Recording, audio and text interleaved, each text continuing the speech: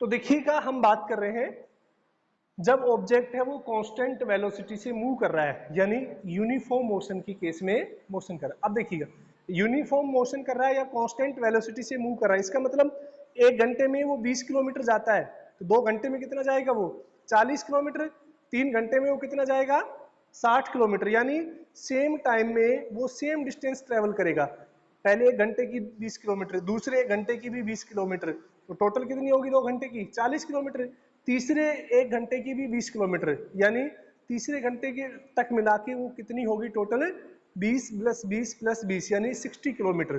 तो समझ गए कि सेम टाइम में अगर ऑब्जेक्ट है सेम डिस्टेंस ट्रेवल करता है तो वो कहलाता है यूनिफॉर्म मोशन। ठीक है, तो देखिएगा यूनिफॉर्म मोशन के केस में अगर हम बात करें तो ऑब्जेक्ट है वो किस तरह से मूव करेगा, उसका ग्राफ है वो किस तरह से होगा, उसके बारे में हम बात करते हैं। That is time t and that is displacement x, इसलिए हम इसको xt ग्राफ बोलते हैं। ठीक है, तो देखिएगा यहां पर जो लाइन होगी वो बिल्कुल स्ट्रेट लाइन होगी। कैसी होगी, स्ट्रेट लाइन। ठीक है भाई, देखिएगा t1 मान लेते t1 समय में वो कितना जाएगा, t1 में वो x1 जाएगा, इसी तरह से t2 टाइम में वो कितना चला जाएगा x2। ठीक है ना, तो यानी जितना टाइम इंटरवल इंक्रीज हो रहा है उसी की रेस्पेक्ट में सेम रेशियो में अगर स्पीड इंक्रीज हो रही है तो उसको हम क्या बोलेंगे, कांस्टेंट वेलोसिटी के केस में मोशन। तो ये ग्राफ होता है जब ऑब्जेक्ट है किस तरह से मूव करता है, कांस्टेंट वेलोसिटी के अकॉर्डिंग मूव करता है, तो उस केस में डिस्प्लेसमेंट टाइम ग्राफ है, इस तरह से रिप्रेजेंट किया जाता है। ठीक है, थर्ड हम बात करेंगे when object moving with variable velocity. Variable का मतलब वेलोसिटी चेंज हो रही है, इंक्रीज भी हो सकती है और डिक्रीज भी हो सकती है, उसके बारे में बात करेंगे। यानी ये कैसा होगा, नॉन यूनिफॉर्म मोशन। कैसा होगा ये, नॉन यूनिफॉर्म मोशन। जब ऑब्जेक्ट नॉन यूनिफॉर्म मोशन के केस में मूव करता है तो उस केस में उसका जो ग्राफ है डिस्प्लेसमेंट टाइम ग्राफ, उसके बारे में हम बात करेंगे। ठीक है,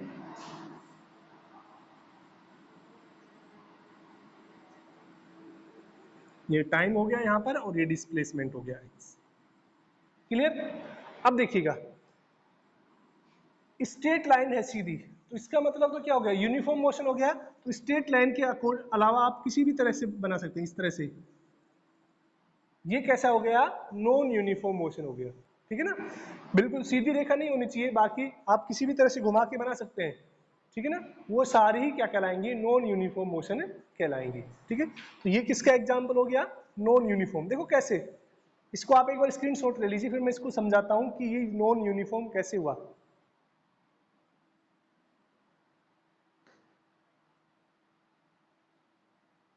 देखिए अगर हम बात करें, देखो यहां से यहां तक, यहां पे टाइम कोई भी, जैसे मान लो 2 सेकंड है, फिर मान लेते हैं 4 6 8, ये दिख रहा है कि थोड़ा बड़ा लिखता हूं मैं इसको, 2 4 6 8 10 12 14, ऐसे मैं यहाँ पे डिस्टेंस लेता हूँ 10 मीटर 20 30 40 50 और 60, ये हमने मीटर ले ली। अब देखिएगा वो गाड़ी है दो, जब टाइम 2 सेकंड है तो वहां वो मान लेते कितनी जा रही है, ये लगभग आ जाएगी यहाँ पर 4 के लगभग। ठीक है ना, 2 सेकंड में वो 4 मीटर जा रही है, 4 सेकंड में कितनी जा रही है वो,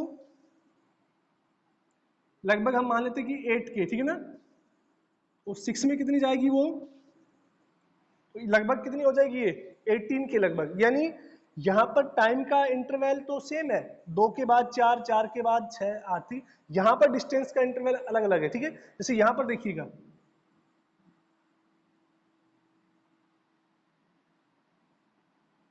और 14 के लिए देखते हैं, तो ये दोनों टाइम 2 सेकंड में बहुत कम डिस्प्लेसमेंट हुआ है। और यहाँ पर अगर हम देखते हैं जैसे 6 और 8 के बीच में,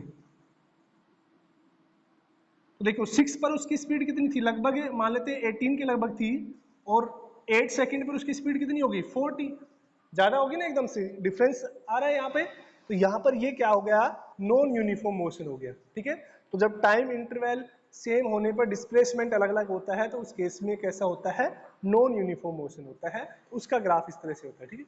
किसी भी तरह से बना सकते हैं आप, अलग अलग बुक में अलग अलग तरह से दे रखा होगा आपको, ठीक है ना। तो ये ध्यान रखना है कि जितने भी नॉन यूनिफॉर्म हैं वो अपने हिसाब से आप बना सकते हैं।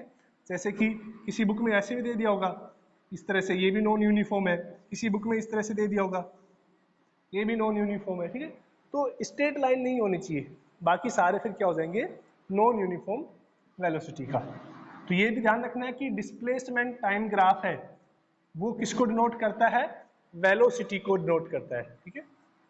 तीनों केस हमने बता दिए कि जब ऑब्जेक्ट मोशन कर रहा है, जब ऑब्जेक्ट रेस्ट पे है और जब ऑब्जेक्ट नॉन यूनिफॉर्म मोशन कर रहा है, तीनों केस में हमने ग्राफ के बारे में डिस्कस कर चुके हैं। अब देखिएगा नेक्स्ट हम बात करते हैं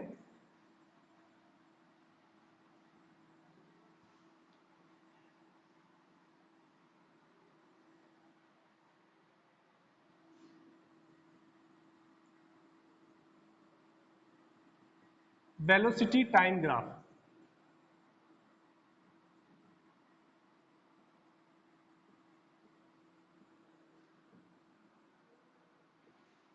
वेलोसिटी टाइम ग्राफ यानी वेलोसिटी और टाइम के बीच में जो ग्राफ ड्रॉ किया जाता है उसको हम वेलोसिटी टाइम ग्राफ करते हैं, ठीक है। तो velocity time graph represent acceleration. तो वेलोसिटी टाइम ग्राफ है वो किसको रिप्रेजेंट करता है, एक्सीलरेशन को रिप्रेजेंट करता है, ठीक है ना। तो ये आपको पता होना चाहिए, वेलोसिटी टाइम ग्राफ एक्सीलरेशन को रिप्रेजेंट करता है, जबकि डिस्प्लेसमेंट टाइम ग्राफ वेलोसिटी को रिप्रेजेंट करता है, ठीक है। अब देखिए तीनों केस में, पहला देखिएगा, व्हेन ऑब्जेक्ट एट रेस्ट, यानी ऑब्जेक्ट है वो मूव नहीं कर रहा है, ठीक है ना। तो उस केस में देखो ऑब्जेक्ट है मोशन नहीं कर रहा है, तो उस केस में उसका वेलोसिटी टाइम ग्राफ कैसे होगा, इस तरह से v और t, यानी ये कोई वेलोसिटी है v नोट, ठीक है, या इसको u मान लेते हैं हम।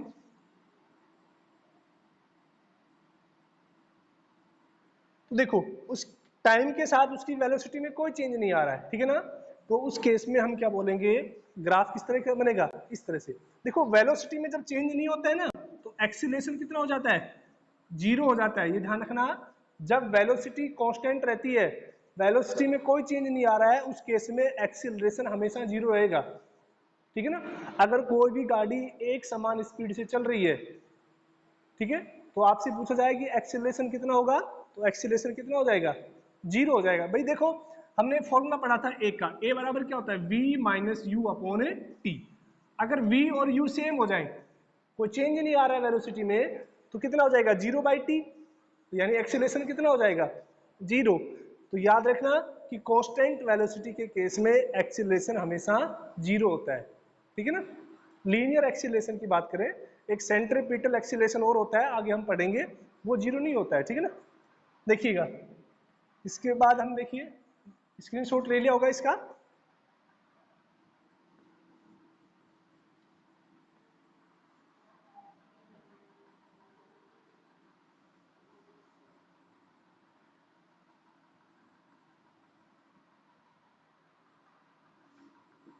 सेकंड हम टाइप लिखेंगे,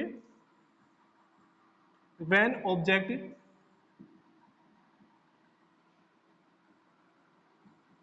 मूविंग विद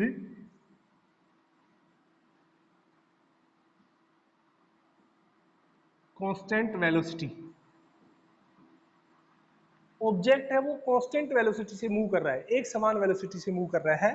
तो देखिएगा इसमें दो तरह से हो सकते हैं कि ये वेलोसिटी हो गया और ये टाइम, ये ग्राफ भी हो सकता है, बी ऑब्जेक्ट है टाइम के रेस्पेक्ट में क्या हो रही है, उसकी वेलोसिटी बढ़ रही है, यानी यहां पर जो एक्सीलरेशन होगा वो कैसा होगा, पॉजिटिव ही होगा, क्योंकि पॉजिटिव डायरेक्शन में हो रहा है। और इसके अलावा कैसे होगा, एक तो पॉजिटिव रहेगा और कांस्टेंट, ठीक है ना। तो अगर कांस्टेंट वेलोसिटी इंक्रीज हो रही, ठीक है ना, व्हेन ऑब्जेक्ट मूविंग विद, ऐसे लिख देता हूं मैं इसको,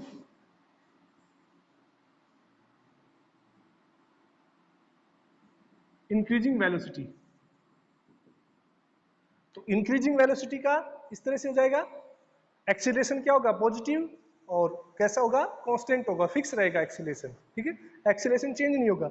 अगर नेगेटिव के केस में बात करें हम, तो इसका थोड़ा स्क्रीनशॉट लीजिए, थोड़ा जल्दी कीजिए, इस टॉपिक को खत्म करेंगे ग्राफ को। तो थर्ड हम बात करते हैं डिक्रीजिंग।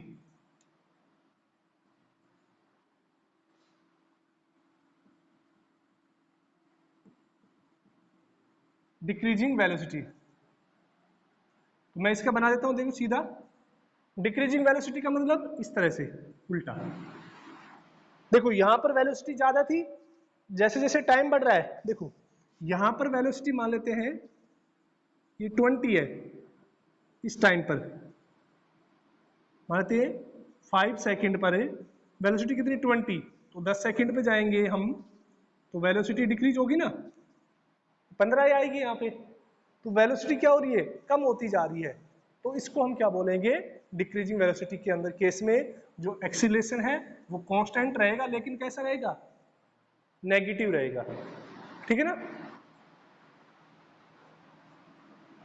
जैसे आप किसी बॉल को ऊपर की ओर फेंकते हैं, किसी बॉल को जब आप ऊपर की ओर फेंकते हैं तो पहले वो तेज स्पीड से जाती है, धीरे धीरे धीरे उसकी स्पीड कम होती जाती है, ठीक है ना, और एक पॉइंट पर जाके वो रुकेगी, फिर उसके बाद नीचे की तरफ गिरना स्टार्ट होगी। वो धीरे धीरे स्पीड कम क्यों हो रही है, क्योंकि उसके ऊपर अर्थ की ग्रेविटी है वो अप्लाई हो रही है, अर्थ उसको अपनी ओर डाउनवर्ड डायरेक्शन में क्या कर रहा है, उसको पुश पुल कर रहा है, ठीक है। इसलिए क्या होता है वहां पर हम न्यूमेरिकल जब सोल्व करेंगे तो जी की वैल्यू नेगेटिव लेते हैं, ठीक है, वो अभी हम बाद में बात करेंगे। लास्ट लिखिएगा इसका,